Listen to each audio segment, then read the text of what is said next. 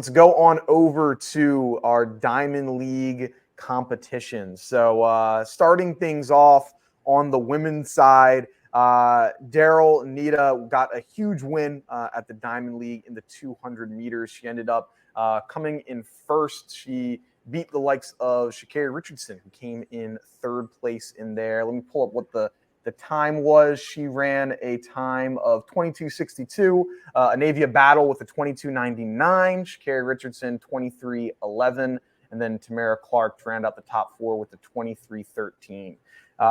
We saw a lot of stuff out of this race. What were your thoughts after watching this competition, Noah? Firstly, Daryl's like a very pretty runner, like a graceful runner. She ran a really balanced, just a nice race. She smoked the field, she smoked the field. It was cool to watch. Anavia in second. I think she's sneaky having a very tremendous season. She had a great year in 21 and made the Olympic team then. And I think she's a personal pick for me to make this American team in the 200. She's competed, I think, 3 or 4 times, a couple times in Florida. She's been around a little bit, so she's getting her rhythm.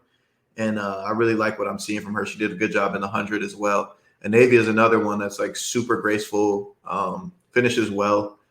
So I'm excited. I'm excited for her for the rest of the year. And then Sha'Carri in third place. It wasn't probably the performance that any of us might have hoped for per se. I'm not sure what she ran the previous Diamond League. It might have been 23:0 or was it 22:9? Yeah, I'll pull it up. Give me a second. Yeah, for sure. But, I would have liked to see her maybe shave a 10th or 2/10 off that time that she had just previously ran. But she's in the ballpark. She's in a zip code, is what my coach would say. So I wouldn't say a bad race by any means. She got beat that day.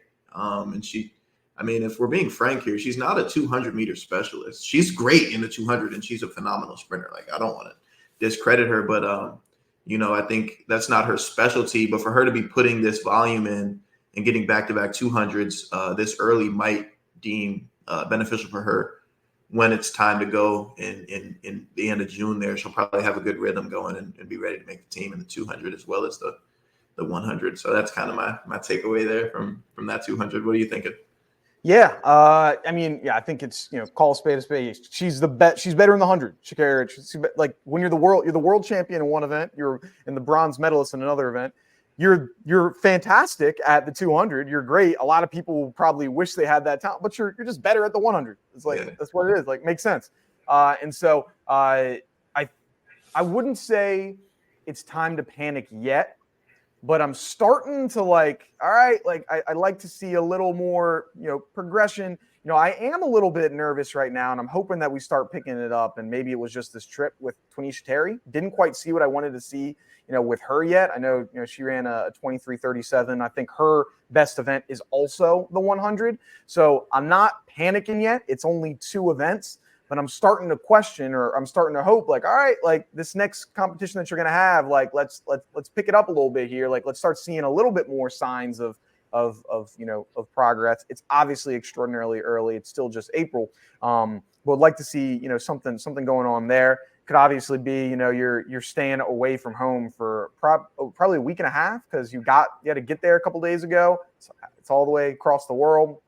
Completely different meet. So they still have plenty of time and stuff, but I'm starting to be all right, hopefully when you get in that 100, let's see something going on. And now, like you mentioned with Daryll as well as with Battle, I think that 200 is going to be tough for Battle to make it in. I'm just thinking off the top of my head, you'll have Battle, you're going to have Sha'Carri, you're going to have Gabby Thomas, you're going to have a healthy Abby Steiner.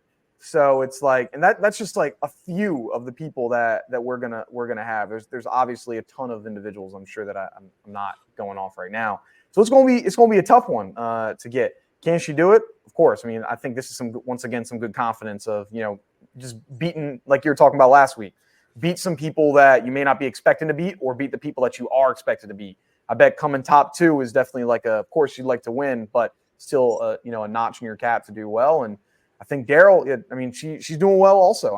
She's been one of the faces of the UK sprinting for a while now with Dean Asher Smith, I feel. So I think she has potential. She'll obviously make the final, I feel, and can she be a medalist contender? Of course. It'll be close though. But yeah, I thought that was a really kind of surprising but exciting competition to see. Yeah, definitely exciting. This women's 200 field, there's two events really: the women's 200 and the women's 100 hurdles that are really just so tight. There's so many intriguing competitors, talented competitors, and that field is really 12 deep, and I'm just talking in the States, which is crazy, So a lot of credit to those girls or to those ladies, and I'm really excited to see how this season is going to shake up for them. I'm keeping my eyes and my ears open to what they got going on in the 200. 100%. And talk about a